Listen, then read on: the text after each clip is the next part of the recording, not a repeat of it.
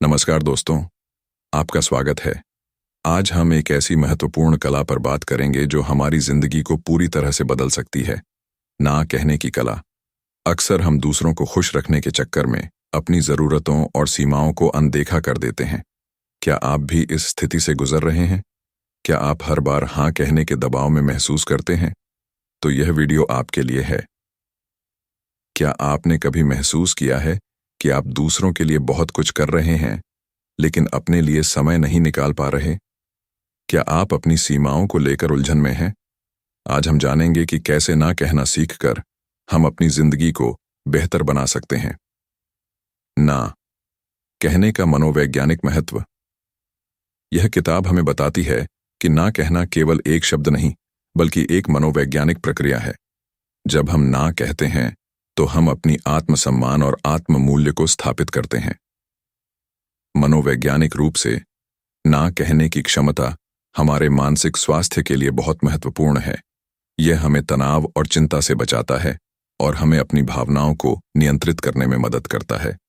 हम अक्सर दूसरों को नाराज करने या अस्वीकार किए जाने के डर से ना कहने से बचते हैं, लेकिन याद रखिए, अपनी सीमाओं का सम्मान करना जरूरी है। हाँ कहने के नकारात्मक परिणाम। हर बार हाँ कहने से हम अपनी ऊर्जा और समय को उन चीजों में लगाते हैं जो हमारे लिए महत्वपूर्ण नहीं हैं। इससे हम थका हुआ और निराश महसूस करते हैं। जब हम लगातार हाँ कहते हैं तो हम अपनी प्राथमिकताओं को भूल जाते हैं और दूसरों की जरूरतों को अपनी जरूरतों से ऊपर रखते हैं। इससे हम अपनी पहचान खो देते हैं।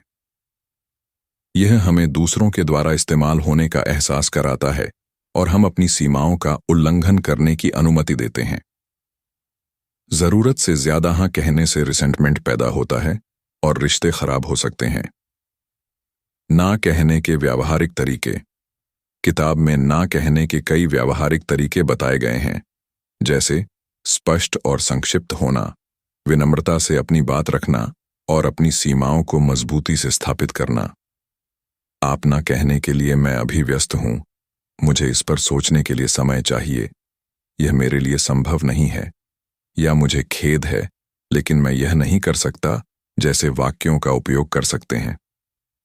यह जरूरी है कि आप अपनी बात को बिना बहाने बनाए रखें। बहाने बनाने से आपकी बात कमजोर पड़ी डीडीएच सकती है। आप ना कहने के साथ साथ एक वैकल्पिक सुझाव भी दे सकते हैं, जिससे आप मददगार भी दिखेंगे और अपनी सीमाएं भी बनाए रखेंगे।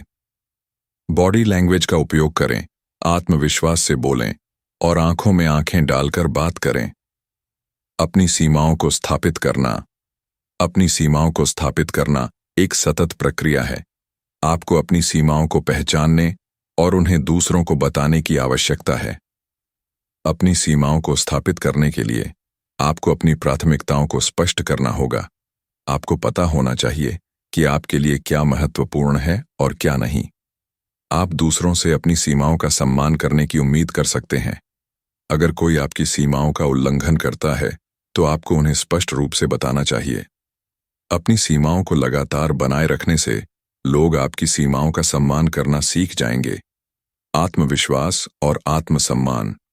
आत्मविश्वास और आत्मसम्मान ना कहने की कला के लिए महत्वपूर्ण है। जब आप अपने आप पर विश्वास करते हैं तो ना कहना आसान हो जाता है। अपने आत्मसम्मान को बढ़ाने के लिए अपनी सफलताओं को याद रखें और अपनी कमजोरियों को स्वीकार करें।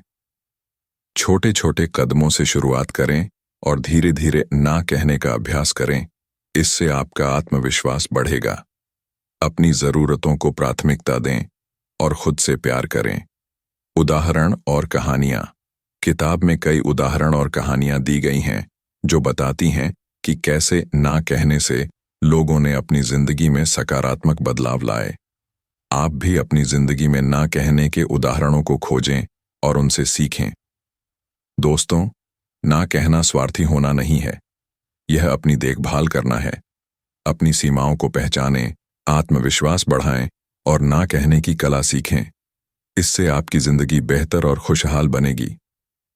याद रखें, अपनी सीमाओं का सम्मान करना और ना कहना सीखना आपकी मानसिक और भावनात्मक भलाई के लिए आवश्यक है।